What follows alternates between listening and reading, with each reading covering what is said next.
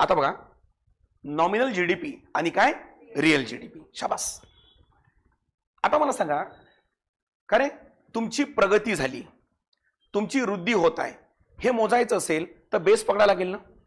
आता मी म्हटलं बरोबर की बा सर ह्या वेळेस माझा प्रोग्रेस चांगला आहे बरं का. ह्या वेळेस म्हणजे माग म्हणजे बेस ना. सर मागच्या टेस्टमध्ये मला 0 मार्क मिळाले होते, ह्या टेस्टमध्ये 2 मिळाले, म्हणजे प्रगती आहे बरोबर.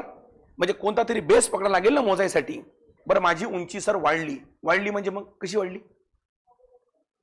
वाढली? अगोदर 5 होती आता 10 झाली. अगोदर म्हणजे काय बेस. समजा एक बेस इयर पकडू आपण 2011-12, जो जीडीपीचा आजचा बेस इयर आहे. हा बरोबर ना. नाही सहज विचारलं तेवढं इथे मला.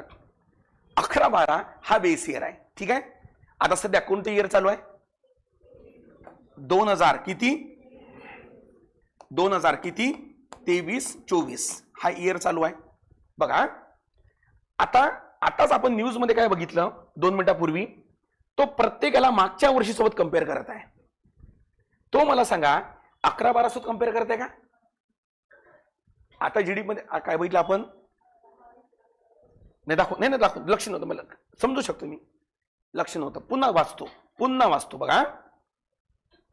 बघा एक मिनिटात. देशाचा विकास दर चालू आर्थिक वर्षात 7.3% जाईल असा प्राथमिक अंदाज राष्ट्रीय विकास शुक्रवारचा. सन 22-23च्या आधीच्या वर्षात वाढीचा दर 7.2 होता, त्याहून सरस असा आहे. म्हणजे कंपेअर कोणासोबत केलं त्यानं? मागच्या वर्षासोबत केलं ना. ठीक आहे. आता बघा मी तुम्हाला 2 गोष्टी सांगतो बरोबर ना, मला तुम्ही बरोबर उत्तर द्या. 11-12 मध्ये मी 100 वस्तू निर्माण केल्या. ठीक आहे, 100 मार्कर निर्माण केले. 23-24 मध्ये पण मी 100 मार्कर निर्माण केले बरोबर. 2011-12 मध्ये एका मार्करची किंमत ही होती 20 रुपये. किती होती? 20 बरोबर. मला सांगा जीडीपी किती?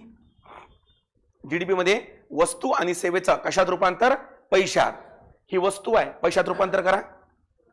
किती होईल? 2000. शाबास. इथं जीडीपी किती? 2000. शाबास बरोबर. इथे किती मार्कर निर्माण झाले? किती? सारखे की कमी जास्त? सहज विचारलं. इथे 100 इथे 100 म्हणजे सारखे बरोबर. पण मला सांगा 23-24 ला प्राइस सारखी असेल की वेगळी? सारखी की वेगळी? वेगळी असेल. किती पकडू? 25 बरोबर. मला सांगा जीडीपी किती? 25,000. सहज विचारलं. झालं.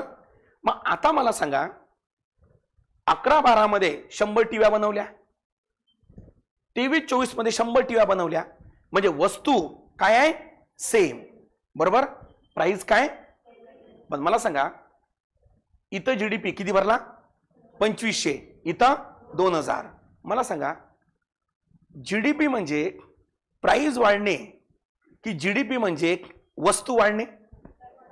खरी जीडीपी कशाला म्हणतात? खरी जीडीपी, अरे बाबा खरी जीडीपी म्हणजे किंमत वाढणे की प्रोडक्शन वाढणे? काय वाढणे? प्रोडक्शन. खरी नाही समजलं? खरी जीडीपी म्हणजे काय वाढणे? प्रोडक्शन. मग मला सांग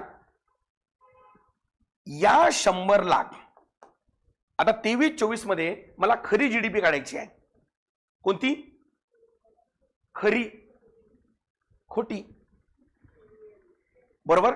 रिअल म्हणतात त्याला. गजब. बरोबर. समजा 100 ला बरोबर मी 25 न गुणू की 20 न गुणू म्हणजे मला रिअल प्रोडक्शन निर्माण होईल.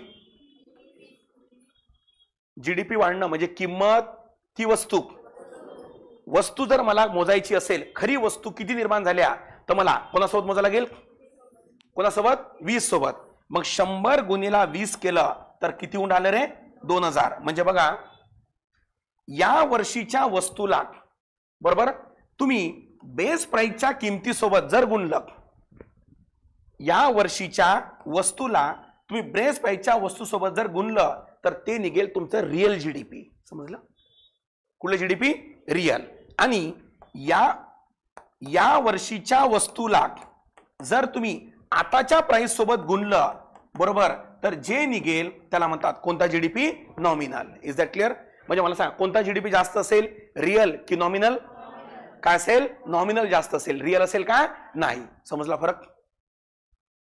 Is that clear? म्हणजे मला सांगा नॉमिनल जीडीपी मध्ये इन्फ्लेशन ऍड होते, ओके, रिअल मध्ये मूळ प्राइस ऍड होते. समजला का रे? ओके चलो, कोणती जास्त भरली? नॉमिनल. कोणती कमी भरली? रिअल. चलो अभी